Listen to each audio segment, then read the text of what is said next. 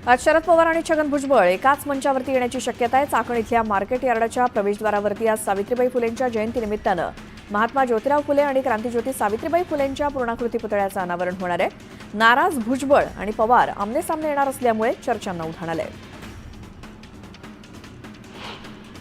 भाजपवरती नेहमी आगपाखड करणाऱ्या शिवसेना उद्धव बाळासाहेब ठाकरे पक्षाच्या सामना मुखपत्रातून मुख्यमंत्री फडणवीसांचं कौतुक करण्यात आलंय। बीडमध्ये बंदुकीचं राज्य कायम असलं तरी गडचिरोलीमध्ये संविधानाचं राज्य येत असेल तर मुख्यमंत्री फडणवीस कौतुकास पात्र आहेत असं कौतुक सामनातून करण्यात आलंय। मुख्यमंत्री देवेंद्र फडणवीसांनी एका शायरीच्या कार्यक्रमाला हजेरी लावली। यावेळी त्यांनी विरोधकांवर निशाणा साधला।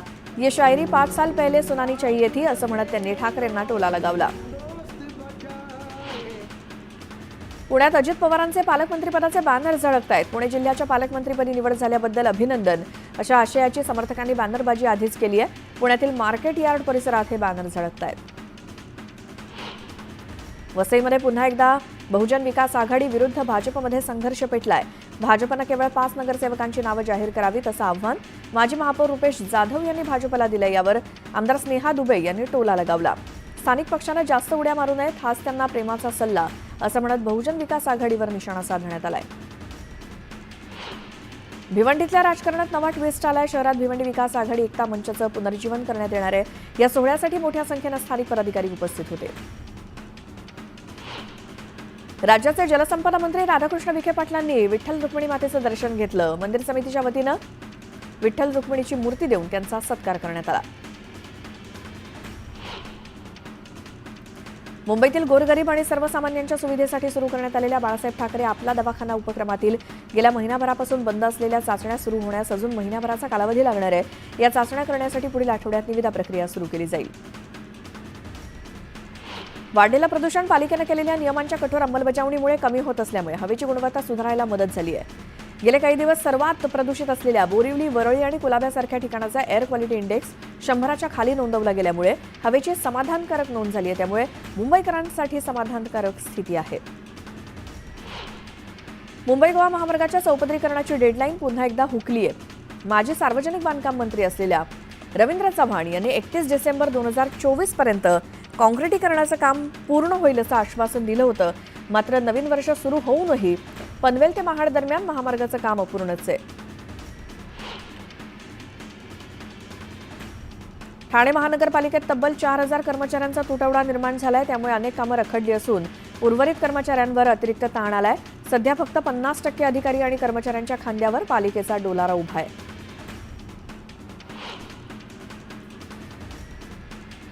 धाराशिवमध्ये पवनचक्की कंपन्यांविरोधात वाढत्या तक्रारीवरनं महसूल आणि पोलीस प्रशासनानं संताप व्यक्त केला। भूसंपादनासाठी शेतकऱ्यांना योग्य दर न दिल्यास संबंधित कंपन्यांविरोधात कारवाईचा इशारा जिल्हाधिकारी डॉक्टर सचिन ओंबासेंनी दिला। धाराशिवमध्ये बारदाना अभावी सोयाबीनची 16 केंद्र बंद पडली आहेत। त्यामुळे खरेदी केंद्रामध्ये शुकशुकाट बघायला मिळतोय। तर सोयाबीन खरेदी केंद्र बंद पडल्यामुळे शेतकरी अडचणीत आलाय। सोलापूर जिल्ह्यामध्ये खराब हवामानाचा पिकांना फटका बसलाय। जिल्ह्यातील सतत होणाऱ्या बदलामुळे रब्बी हंगाम धोक्यात येण्याची शक्यता आहे। कुडाळ रेल्वे स्टेशन परिसरात कचऱ्याचं साम्राज्य पसरलंय। दुर्गंधीमुळे नागरिक त्रस्त झालेत। या समस्येकडे प्रशासन दुर्लक्ष करत असल्याचा आरोप करण्यात येतोय। देहू रोडमध्ये भाजप उत्तर भारतीय आघाडीकडनं संविधान सन्मान यात्रा काढण्यात आली। या रॅलीत आंबेडकरी अनुयायांनी मोठ्या संख्येनं हजेरी लावली। मावळमध्ये बाईक चालकाची हातचलाखी समोर आली। खोपोलीच्या विठ्ठल मंदिर इथून बाईकचं लॉक तोडून गाडी घेऊन फरार झाला। चोरीची घटना सीसीटीव्ही कॅमेऱ्यात कैद झाली। छत्रपती संभाजीनगरच्या आदर्श पतसंस्था घोटाळ्यातील फरार आरोपी अनिल मानकापे पोलिसांना शरण आलाय। जुलै 2020 मध्ये आदर्श पतसंस्थेत 202 कोटींचा घोटाळा झाल्याचं समोर आलं होतं। या प्रकरणात अद्याप 15 जणांना अटक झाली आहे। कशेडीचा दुसरा बोगदा जानेवारी अखेरपर्यंत सुरू होणार असल्याची माहिती राष्ट्रीय महामार्ग बांधकाम विभागानं दिली। त्यामुळे कोकणवासियांना मोठा दिलासा मिळणार आहे। अमरावतीमधील जिल्हा स्त्री रुग्णालयाच्या नवीन सुसज्ज इमारतीचं लोकार्पण होऊन सुद्धा स्थानांतरण रखडलंय। इमारत तातडीनं आरोग्य विभागाच्या ताब्यात मिळावी यासाठी आरोग्य विभाग गेल्या 3 ते 4 महिन्यांपासून सातत्यानं पत्रव्यवहार करतोय। मात्र अद्याप काहीच सार्वजनिक बांधकाम विभागाचा वेळकाढूपणा सुरू असल्याचा आरोप होतोय। नाशिकच्या सिडको भागात दुचाकीचा भीषण अपघात झाला. या चालकाचा मृत्यू झालाय. चालकाचं दुचाकीवरचं नियंत्रण सुटल्यामुळे हा अपघात झाला असून अपघाताचा थरार सीसीटीव्हीत कैद झालाय. माळेगावच्या खंडोबा यात्रेत पशुप्राण्यांचा मोठा बाजार भरला. या बाजारात वेगवेगळ्या जातीचे कोंबडे दाखल झालेत. याकूब जातीचा फायटर कोंबड्यानं सर्वांचं लक्ष वेधलं. 20 ते 25 हजाराला या कोंबड्याची विक्री होतीये.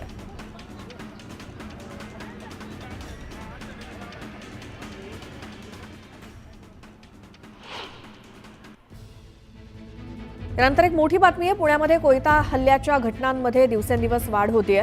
पुण्यामध्ये 1 जानेवारीला एका युवकावर कोयत्यानं हल्ला करण्यात आला. विश्रांतवाडीत ही कोयता हल्ल्याची घटना घडली. किरकोळ कारणावरून तरुणावरती कोयत्यानं हल्ला झाल्याचं समजतं आणि या हल्ल्यामध्ये युवक सनी बारसे जखमी झालाय. तर या हल्ल्यानंतर आरोपी गौरव जाधव फरार झाला असून पोलिसांकडून त्याचा शोध सुरू आहे. पुन्हा पाहूयात सुपरफास्ट 100 बातम्या. कराड तालुक्यातील 27 तर पाटण तालुक्यातील 11 ग्रामपंचायतीच्या सरपंच पदाचं आरक्षण सोडण्यात आलंय. कराडला 14 तर पाटणला 8 ठिकाणी खुल्या प्रवर्गासाठी आरक्षण मिळालंय.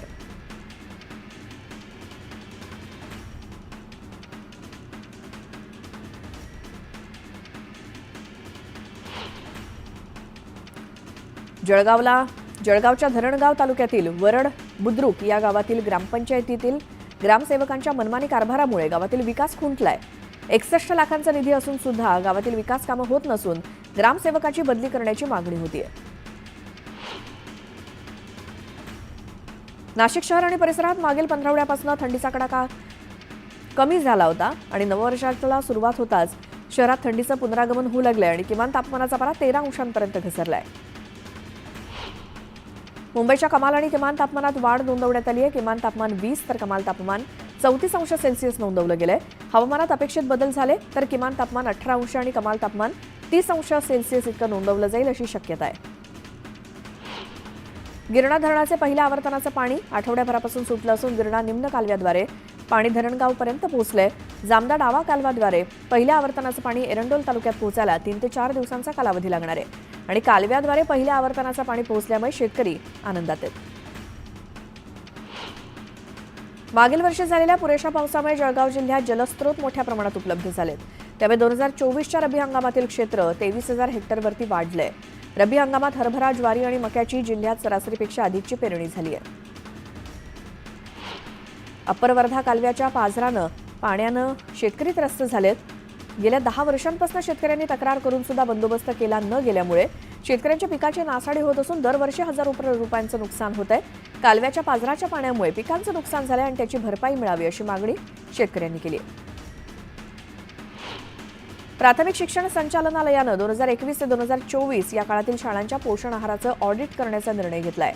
याबाबत शिक्षण संचालक शरद गोसावी यांनी निर्देश दिले. त्यानुसार शहर, तालुका आणि जिल्हा स्तरावरती योजनेची अंमलबजावणी करताना 3 वर्षात केलेल्या खर्चाचं लेखापरीक्षण करण्यासाठी पुण्यातील सनदी लेखापाल संस्थेची नियुक्ती करण्यात आली आहे. मुंबईतल्या नायर रुग्णालयात आणखी 5 दिवस हृदय शस्त्रक्रिया बंद असणार आहेत. या शस्त्रक्रियांसाठी वापरण्यात येणाऱ्या उपकरणांचा पुरवठा अद्यापही सुरळीत झालेला नाही. तो सुरळीत होण्यासाठी आणखी 5 दिवस लागण्याची शक्यता आहे. शहरामध्ये गेल्या वर्षभरात चिकनगुनियाचे सर्वाधिक रुग्ण वाढले असून महापालिकेचं दुर्लक्ष त्याला कारणीभूत आहे असा निष्कर्ष राज्य आरोग्य विभागानं काढलाय. गेल्या 3 वर्षांच्या तुलनेत यंदा 40% अधिक रुग्ण शहरात आढळल्यामुळे विचारणा करण्यात आली. राज्य सरकारनं 23 सप्टेंबर 2018 पासून एकल प्लास्टिक वापरावरती बंदी घातली. मात्र केडीएमसीनं त्या आधीपासूनच बंदी घातली आहे. परंतु गतवर्षातील दंडात्मक कारवाईची आकडेवारी बघता कल्याण डोंबिवलीत प्लास्टिक वापराचं प्रमाण कमी झालं असलं तरी प्लास्टिक वापराची वृत्ती काही थांबलेली नाही.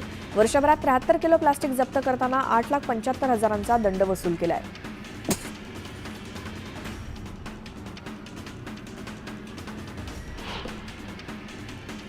म्हाडाच्या घरांच्या वाढलेल्या किमती आणि त्यामुळे सोडतीला कमी प्रतिसाद मिळतो. या घरांच्या किमती कमी करण्याबाबत म्हाडामध्ये विचार सुरू आहे.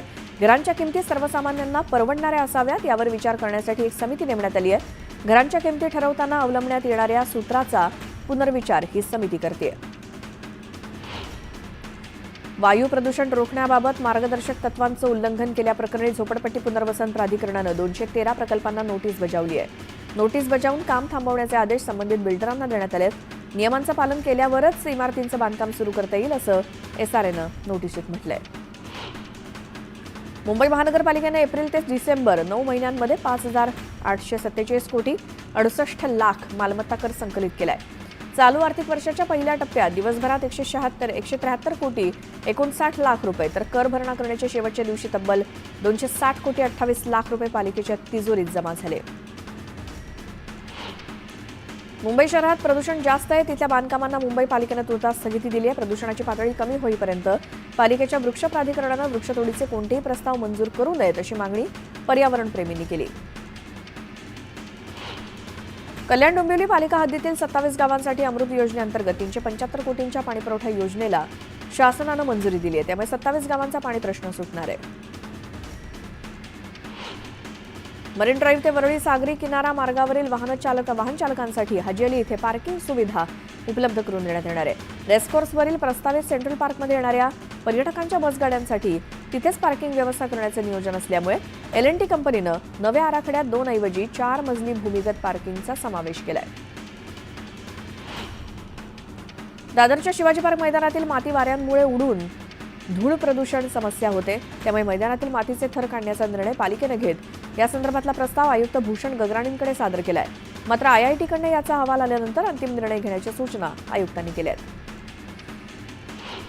ठाणे ते बोरिवली बोगदा प्रकल्पाचं काम भूसंपादनामुळे रखडलंय. बोरिवली जवळची जागा SRAनं ताब्यात न घेतल्यामुळे या भूयारीकरणाला अद्याप सुरुवात झालेली नाही.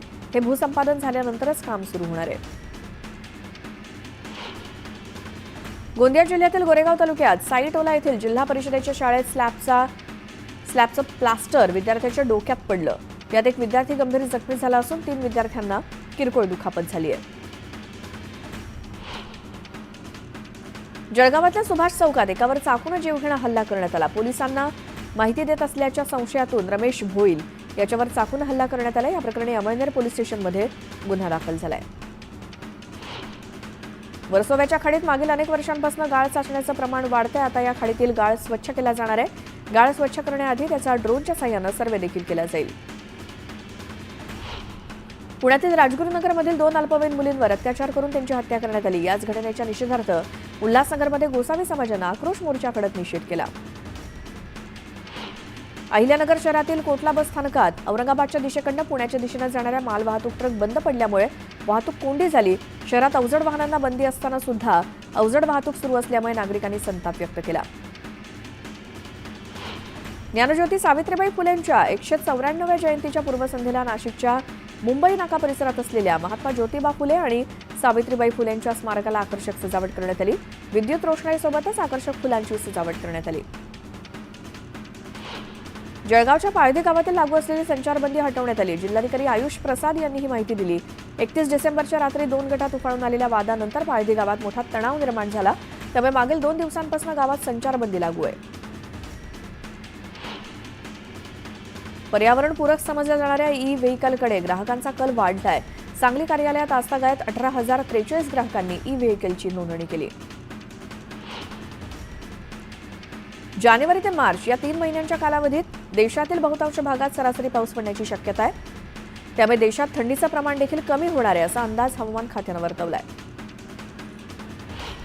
जातीच्या आधारावर कैद्यांशी होणारा भेदभाव टाळण्यासाठी केंद्रीय गृह मंत्रालयानं तुरुंग नियमावलीत आवश्यक ती सुधारणा केली आहे. सराईत गुन्हेगार या शब्दाची व्याख्या देखील बदलली जाणार आहे. या नियमावलीमध्ये करण्यात आलेल्या बदलांचं काटेकोरपणे पालन होईल याची दक्षता घेण्याचे निर्देश गृह मंत्रालयानं राज्य सरकारांबरोबरच केंद्रशासित प्रदेशांना दिलेत. पुणे महानगरपालिकेत अतिरिक्त आयुक्त पदाच्या 2 जागा गेल्या 8 महिन्यांपासून रिक्त असतानाही या ठिकाणी अधिकारी नियुक्त केले जात नाहीत. त्यामुळे पुणे महापालिकेला अधिकारी का दिले जात नाहीत असा प्रश्न या निमित्तानं उपस्थित होतोय. नवीन तांदळाची आवक सुरू झाली असून यंदा मागील हंगामापेक्षा अन्य तांदळाचे भावही कमी झालेत. यंदा तांदळाचे भाव 5 ते 10% कमी झाले असून यंदा धानाचं उत्पादन समाधानकारक आहे. यंदा बासमती तांदळाचं उत्पादन चांगलं असून 2,000 रुपयांनी स्वस्त झालंय. उत्तर प्रदेशातील कुंभमेळ्याला जाण्यासाठी विशेष रेल्वे चालवण्यात येणार आहे. विशेष रेल्वे नांदेड ते पाटणा चालवली जाणार आहे. दिवसेंदिवस रेल्वेतून प्रवास करणाऱ्या प्रवाशांची अतिरिक्त गर्दी लक्षात घेऊन रेल्वेनं विभागातील 9 रेल्वे गाड्यांच्या डब्यांमध्ये वाढ करण्याचा निर्णय घेतलाय. पुढील काही दिवसात या 9 ट्रेन्सला 2 अतिरिक्त सामान्य डबे जोडले जाणार आहेत. दक्षिण मध्य रेल्वेतर्फे 1 जानेवारीपासून नवीन वेळापत्रक लागू करण्यात आलं असून 22 रेल्वेच्या वेळेत बदल करण्यात आलेत. त्यात छत्रपती संभाजीनगर मार्गे धावणाऱ्या 4 रेल्वेंचा समावेश आहे. तर नव्या वेळापत्रकानुसार हिंगोली ते मुंबई जनशताब्दी एक्सप्रेस आता पूर्वीच्या वेळेच्या तुलनेत 15 मिनिटं आधीच सुटणार आहे. देशातील शाळांचा सद्यस्थितीचा रिपोर्ट केंद्र सरकारनं प्रसिद्ध केल्यानंतर एक धक्कादायक माहिती समोर आली आहे.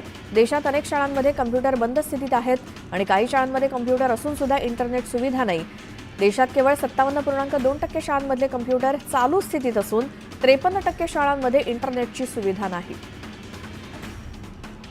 क्रांतिज्योती सावित्रीबाई फुले यांच्या सन्मानार्थ ऑक्सफर्ड विद्यापीठानं भारतातील विद्यार्थ्यांच्या पदव्युत्तर शिक्षणासाठी सावित्रीबाई फुले यांच्या नावानं गेल्या 2 वर्षांपासून शिष्यवृत्ती सुरू केली आहे. या शिष्यवृत्तीत शिक्षणाची सर्व फी, जेवण खर्चासोबतच अनेक सुविधा मोफत दिल्या जात आहेत.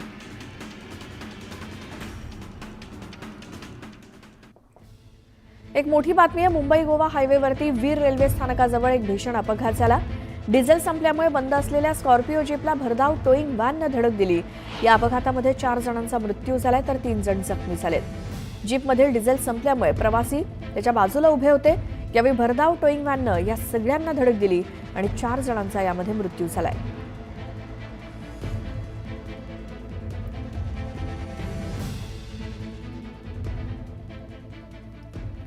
पुन्हा पाहूयात सुपरफास्ट 100 बातम्या. कुर्ल्यातील कुरेशी नगरमधील धक्कादायक प्रकार समोर आलाय. आई केवळ मोठ्या बहिणीवरती प्रेम करते आणि माझा तिरस्कार करते याचा राग मनात ठेवून मुलीनं आईवर चाकून हल्ला केला.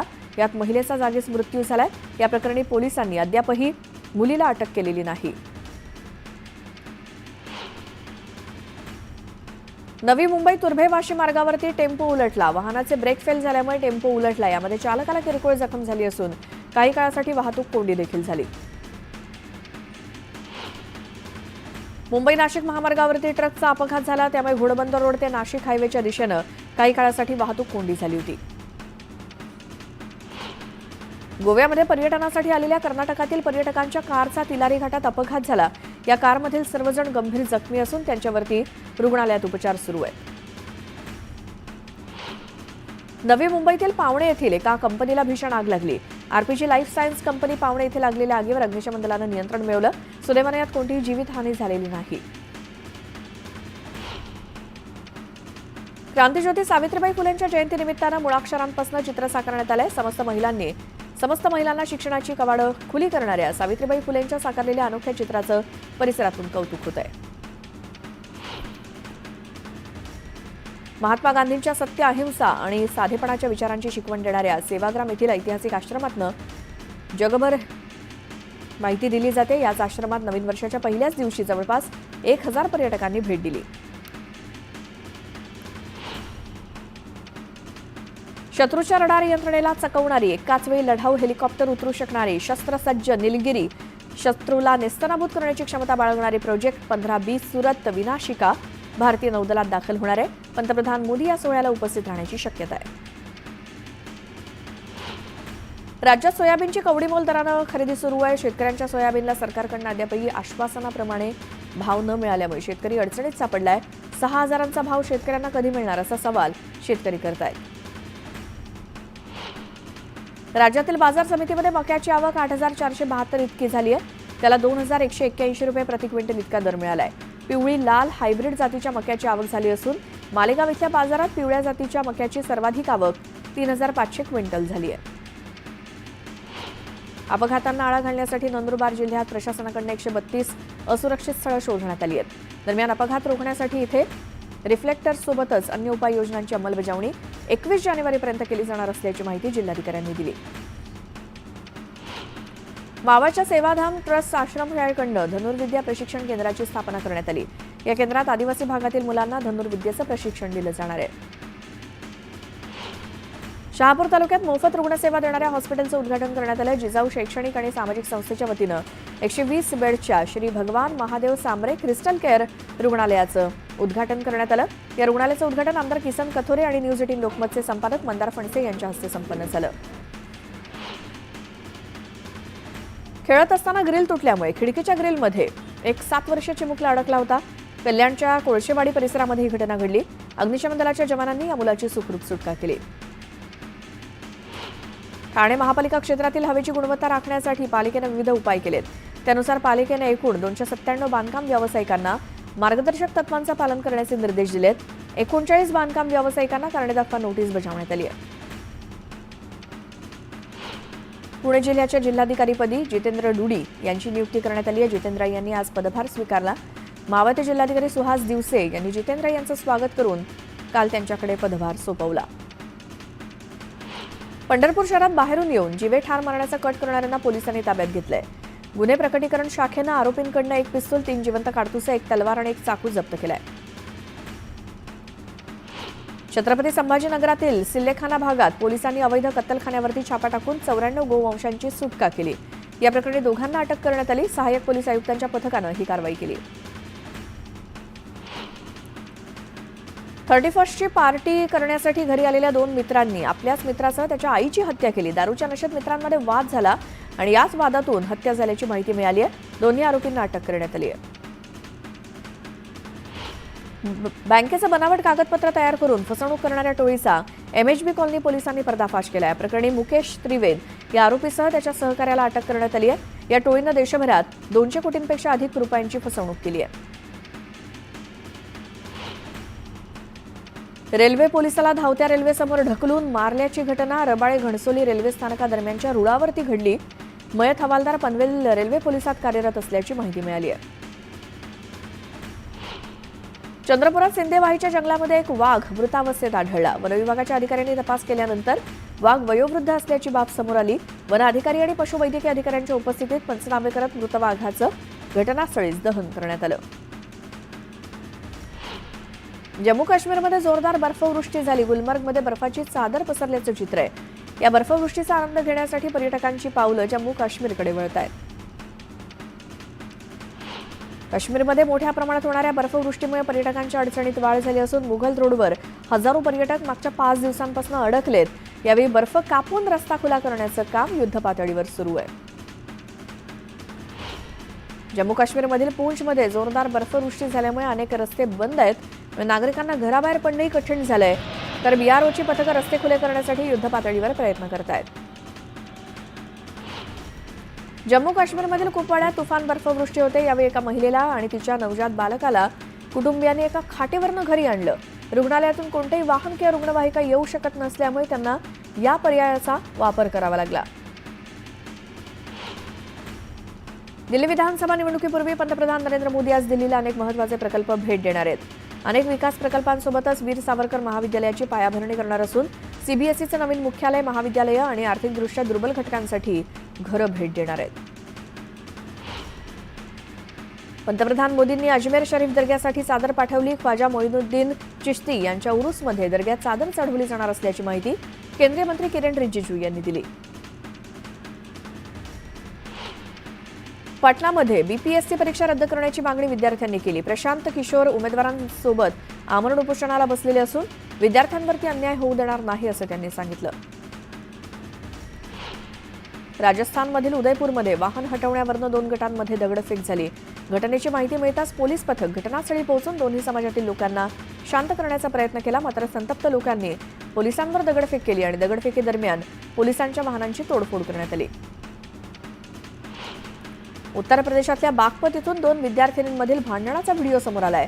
या दोन्ही विद्यार्थिनी एकमेकांवरती हल्ला करताना या व्हिडिओमध्ये दिसत असून तिथे उपस्थित लोकांनी दोघांमधील भांडणाचा व्हिडिओ बनवून तो सोशल मीडियावरती व्हायरल केला. बिहार